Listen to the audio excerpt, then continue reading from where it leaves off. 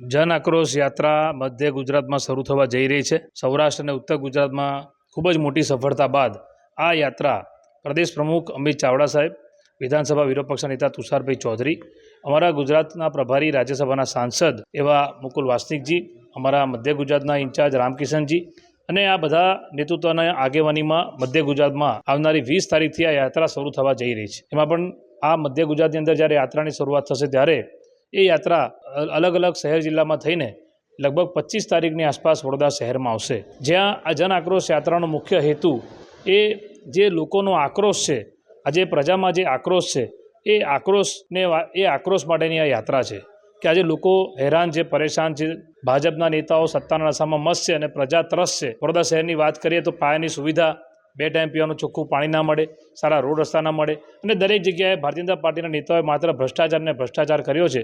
ત્યારે આ તમામ મુદ્દાઓને લઈને ફાયર બ્રિગેડના સંસાધનો હોય કે સ્મશાનમાં જે ભ્રષ્ટાચાર કર્યો છે કે જે વડોદરામાં પૂર આવ્યું અને વિશ્વામિત્રીમાં જે ભ્રષ્ટાચાર, આ બધા મુદ્દાઓને આવનાર દિવસમાં ઉજાગર કરીશું। વડોદરા શહેરમાં આ યાત્રા જે છે એ છાણીથી એન્ટર થશે। વડોદરા છાણીથી વોર્ડ નંબર 1થી આ યાત્રાની શરૂઆત થશે। જે યાત્રા વડોદરા શહેરના 19 વોર્ડમાં ફરીને દરેક જગ્યાએ અલગ અલગ વોર્ડ વાઇઝ બધા લોકો જોડાશે, એમના પ્રશ્નો રજૂ કરશે, અમારા પ્રદેશનું નેતૃત્વ એમના પ્રશ્નો સાંભળશે, અલગ અલગ જગ્યાએ નાની મિટિંગો પણ થશે, યાત્રાનું સ્વાગત થશે અને આખા વડોદરાના તમામ 19 વોર્ડમાં થઈને અંતે યાત્રા આખો એક દિવસ વડોદરામાં ફરીને મોડી સાંજે અટલાદરા થઈને વડોદરા જિલ્લામાં આ યાત્રા પ્રવેશશે।